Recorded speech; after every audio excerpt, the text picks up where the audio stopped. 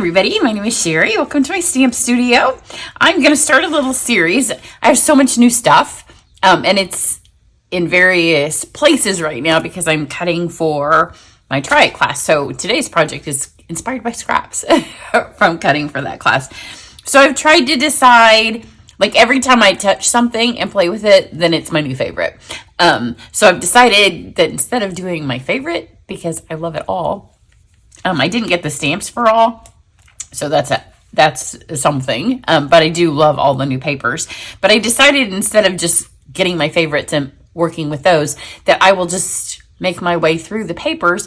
And I thought what I might do is do a card or two, well, at least two, but maybe three. I think this one's probably going to end up with three, where I use the suite as is, and then the suite with other stamp sets or something else that goes with. That'll kind of give you a closer look at some of the papers. So we're going to start with the paper that I'm using today. I will have 2 or 3 cards, one with the suite. Today's is not with the suite because my dies are downstairs in the die cutting line for the online class that we're cutting for. So I'll do maybe 2 cards with this paper, and then we'll get to the suite, and then I'll work my way through, because I have all the papers, because when we do the Try It class, I get all the papers. So, and the other thing is I can't use, this is all the way cut and ready, this particular project for the Try It class. So until a project is totally cut, I'm not sure. I always want to make 100% sure that I have enough paper. And if you've done my class before, you know in the class I show you all the sheets of paper. And sometimes I end up with a cut up one because my math skills aren't always the best. And, you know, if I can make it and have almost a whole sheet of paper of every one, then I feel like that's pretty good. But a couple things before we get going on the card. I want to remind you that I have an online card club. So for this month, we're using Mediterranean Blooms. So this will be the one that I probably circle back to at the end, because I will be creating club cards for it. So it's an online subscription card club. You can go to this video if you're interested in finding out about my card club. So that is Mediterranean Blooms. And then I have a free class coming up, and I may hit this one after the next paper, just so we can get some more samples in before its registration for the free class is over. But this is Thoughtful Journey, and if you purchase the entire suite from me, then you get the class for free. So I want to remind you of that one. And then today I'm going to use the paper and the things from Full of Life. So here is why I'm doing this card. This is some of the scrap. It's not even all of it, but I brought this up because when we cut paper for online classes and you have a lot of people do your classes, you end up with a lot of scrap paper. So this is about half, not even, maybe less than half, because we're also using, if you're in Try It class, you're going to get a die cut piece of this die right here, and we used a bunch of this scrap paper because we cut it for the card, and then we end up with all this, and it's just too much to throw away, right? But I am going to show you the whole thing, and then we're going to use the ribbon and the embellishments for this particular suite. If you are in Card Club, this is going to be our June focus. So I already let them know so they would know when they were planning their new catalog things.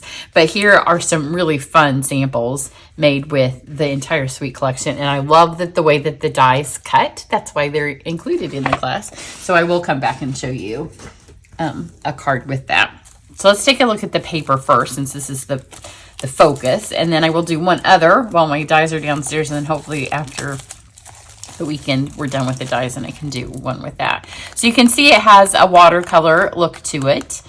It's super fun. It has tons of our colors. In fact, as I was pulling out paper, I was going to use whatever the new pink is that's not pretty in pink. The name eludes me at the moment, and none of it's here.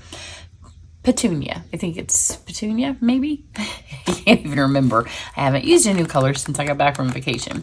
But that isn't one of the listed colors, but it's definitely in here. So I know that when they list the colors in the catalog, they try to put the most focal of the colors, and that one didn't make the cut. But I think you'd probably be hard pressed to find any of our colors other than the current in colors that were from last year. Those might not be, but even then there is going to be a wild wheat on a yellow page, because of the way the colors are kind of mixed together. So I think you'll find almost all the colors other than black and gray and browns. And then for the dies, I am going to do something. I'm going to use this with one of the other papers, Spotlight on Nature. So that particular stamp set has butterflies and flowers, but these dies, even if you don't get the stamp set, you're going to want them because they're fabulous. And I'm going to use this one. So you can see they're graduated circles. They are like little radiating lines, kind of like a quilt one. And then I'm going to use the ones that has the dots and dashes. Those. And then the stamp set I chose to go with is the You Are Beautiful. It is $1 million sales achiever. When you sell $1 million, you get to design a stamp set. So this is somebody's. It doesn't have the name on here, so I don't know whose it is. But I'm going to use the scripture. It has a You Are Beautiful, Make Today Amazing, and You Are a Shining Light. And I really wanted to put these on the card too. This, like, it looks watercolor-ish, but you're going to see when I do the card, there was no space left on there for anything. I could have put it on the inside, I guess, but I don't have any stamp pads. No stamp pads on this card because the paper does all the work. And then I'm going to use the cute crochet 3D embossing folder, which is new. So let's get going on this. So you're going to need a sheet of white cardstock. I didn't even cut it because I want to show you how I did it. So you could do this with any scrap paper that you have from when you are cutting your things up, because you know this is a 6x6 pack, so often you're going to need it 4 by 5 1/4, which is going to give you little strips. So I'm going to cut this in half. So one is going to be our card base, and then one is we're going to use for our panel on the front. So this is going to be cut in half again, so 4 1/4. You'll end up with 2 4 1/4 panels. So one I'm going to use for stamping, so we'll put that over here, and then the other one's going to be our front panel. I'm still going to need this. And then you just need to choose your patterns. So there are so many fun colors on here. I'm going to try to do it a little so it looks a little bit different than the one I just did, just to give us a different look. And these are, let's see how big these are. Get my inches up. I think it is one, I don't even remember. Oh yeah, now I remember. I was going to say, I don't remember what the card looks like for try it with this, but we used triangles. So this is 1 1/4.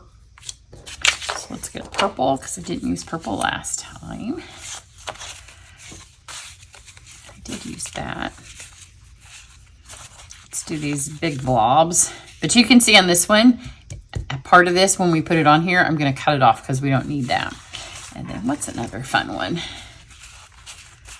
Purples. I have 2 blobs already, so let's go with another one that's very close to that one. Aren't they fun? And I could do this side as well. Oh, this one's kind of fun. Should I do that? It will give it a totally different look, and I don't think I want to do it because it's going to match the medallion too much that's on the front. Purple. Let's do purple. So we're going to stick those on here. And they will need to be trimmed because 1 1/4 times 4 is bigger than 4 1/4. So we're going to have to trim them down a little bit. So I'm going to start with the ones that obviously can be trimmed. So let's do this one first because we can whack out that part. And then still you can save these because look, that's a fun back. And you could do a smaller version of this on a card. So we have that one. And then I can also lose the edge of this one.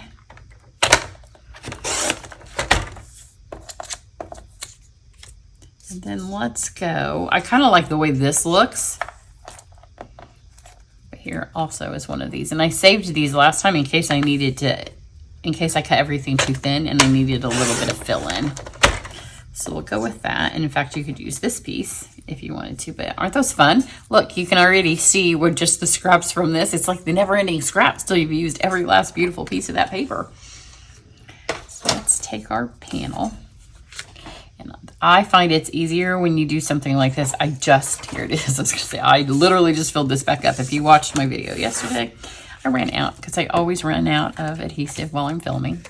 I never just run out of adhesive while I'm just sitting here stamping on my own. So I'm just going to put this on here. And then I'm going to do an X through. And this will it'll keep it all in place. So let's start with these over here on the edge. I'm going to go half and half, because if I go all the way up, I think I'm going to lose most of that red, and I want a little bit of the red up there. And then let's do this fat one. I'm going to switch it because I don't want the blues next to each other. It doesn't really matter because some of it's going to get covered up, and I am just butting it right up next to the other. And let's do this one.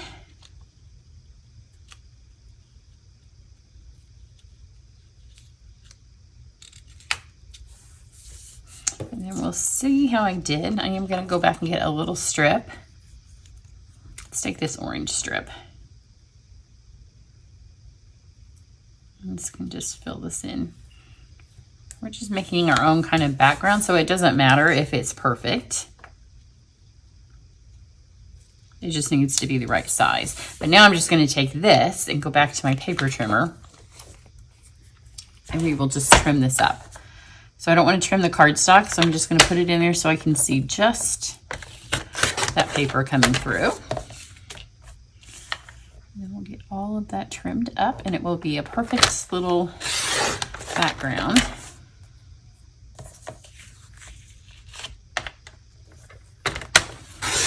And doing it this way, I was able to then control which colors were towards the end, because, you know, I didn't want to lose all that, because I like the way that that red kind of adds some accent. And when we put our saying on here, some of it's going to get covered up, so I wanted to make sure I had lots of colors. So that is our background. We will run that through an embossing folder in just a second, but let's go ahead and stamp. So I don't have any inks, but I do have a Versamark, and then the big scripture. And this is just that other quarter sheet of white cardstock from our full sheet that it took to make the card. It doesn't quite need this size, but put this on here with the Versamark. And then we do have an embossing toolkit, but I have so much stuff on my desk, and it's all still from when I took it out to show you when I did that unboxing. So my actual tools aren't on here. So we have some white on white. Let's go ahead and put this back in. But you know, this is how we did it back in the day. So I'm okay to still use paper. Then let's heat set this.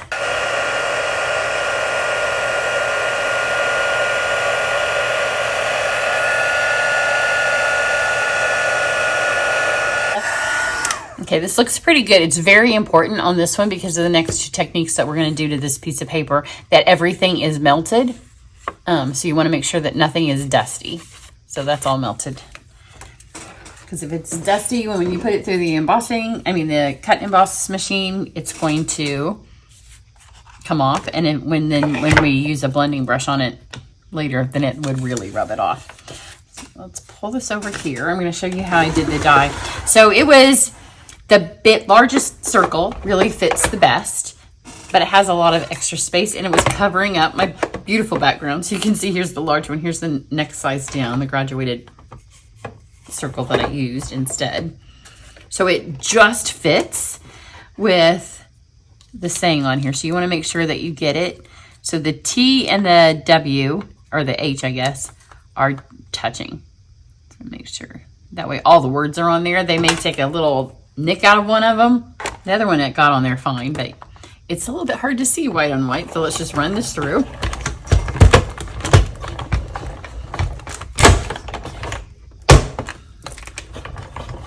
And I just did it front and back. That's what I did the first time. I haven't really played with these a lot to see if one could pass will work.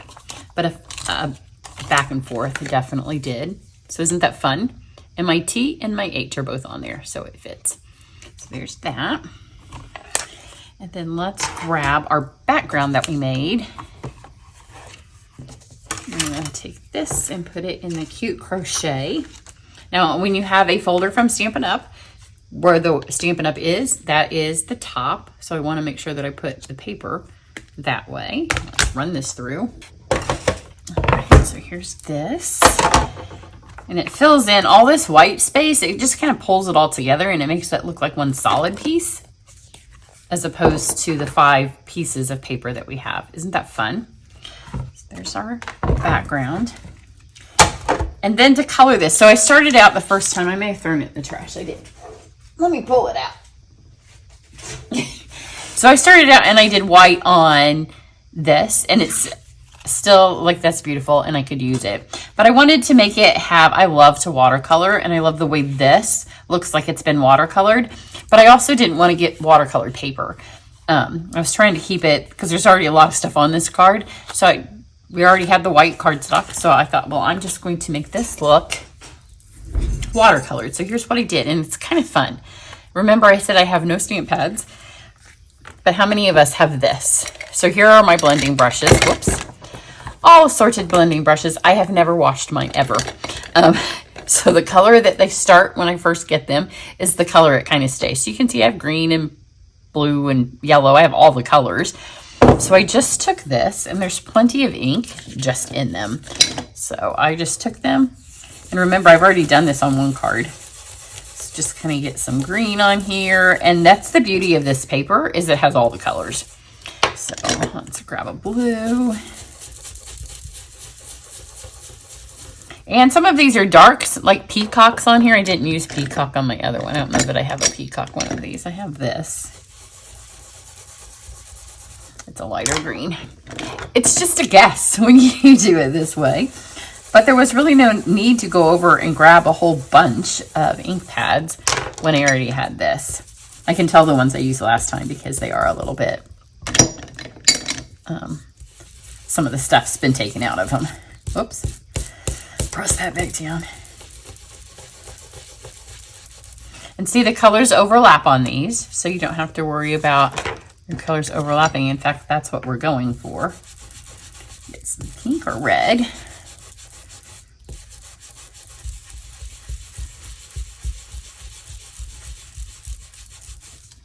I want them, you can tell this would be another fun technique to use these as a mask.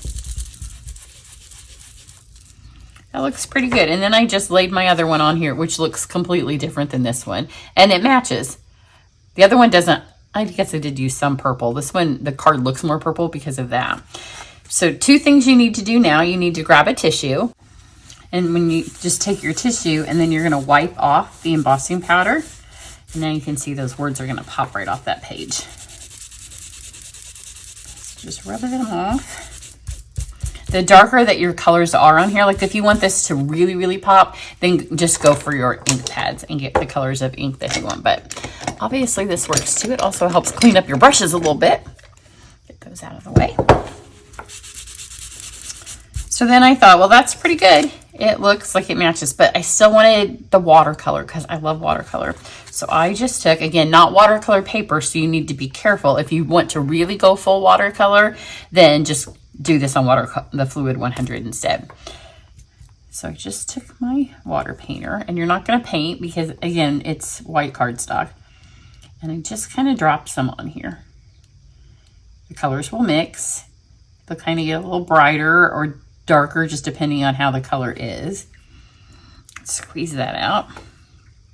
Some places I don't want any water. Other places I'm okay if there's more. Maybe a little bit right here. And then I'm just going to let that sit just for a second. See how it's already doing its water thing. So now it's matching. So here's the deal. I should have pre-made one, but I was going to run out of ink, I think, in my blending brushes.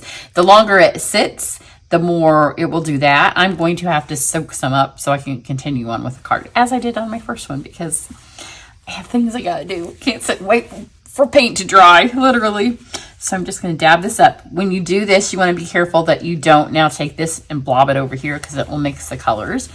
And remember I said there's not much brown on here, and brown will be what happens if we dab it up.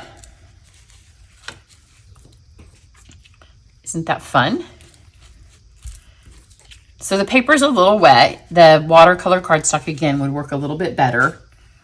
You could put more water, let it sit a little longer, as would time. So if you have time, then just let it sit. So now I'm going to use, here's the ribbon. So this ribbon is the one that comes in the suite. It is called Iridescent Striped, Iridescent Striped Trim. So we've had ribbons like this in the past, and they're fairly stiff, kind of wiry. This could not be any softer, and I can't wait to maybe deconstruct it on a card or color it with something. But for this first time, I'm using it for you guys to see, so I just decided use it as is. So I'm just going to tie a bow. See, it's really soft ribbon, so it makes a nice small bow. We don't want our bow to be giant. And then make sure it will wrap around our card. This is part of the reason I did the false front, so I'd be able to put this through the embossing folder and then add a ribbon. So let's grab some dimensionals, and I am going to put them on the card instead of putting them on the back of this. So I don't have to turn this over. So now let's decide, do we want it to go this way? Do we want this up higher? On my other one, my ribbon's at the bottom, but all my words are up a little higher. I like it at the bottom though. So do we want it in the middle? Do we want it over here on the edge? And I'll tell you how I decided on my other one. There was a gap where I didn't line these up very well, and so it's gappy right here, so I covered it up. So it had to go down there because of my mistake. So I kind of want to see what I want to be left. This has more of the purple. This has more red, which this card already has a lot of purple to it, so I think I'm going to flip it this way and then put it here. So on my other one, I was on FaceTime with my mom and my sister for quite some time. So even though I soaked it up, they called right after that, so it had all the way dried. But for this one, I'm just going to do this way. Pull those off so I can get those all over my house. Little house decorations. And because it's white, you just want to be careful when you do this because it's still kind of bendy. Once it dries, it's fine, and I'll show you on the other one. I am going to use some Seal Plus for this. Well, maybe the paper's still so wet.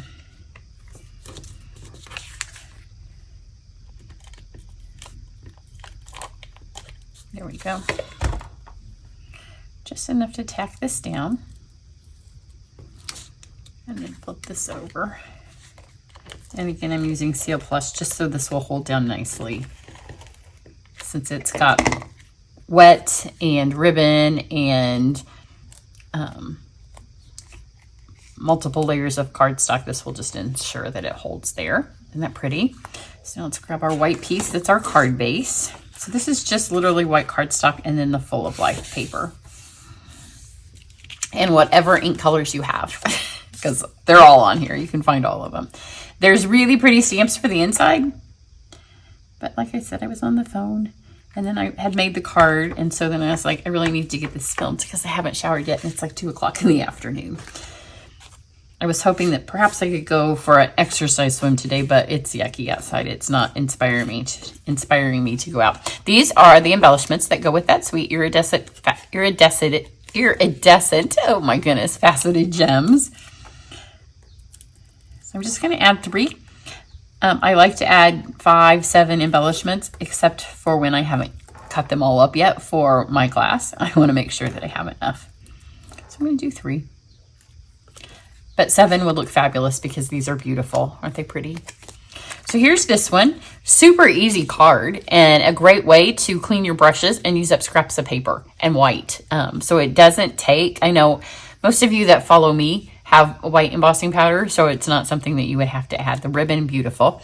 But here's the other one, completely different look just because of the paper and the way that the water hits that. I hope you can see it in camera. I know sometimes the white embossing powder doesn't show up.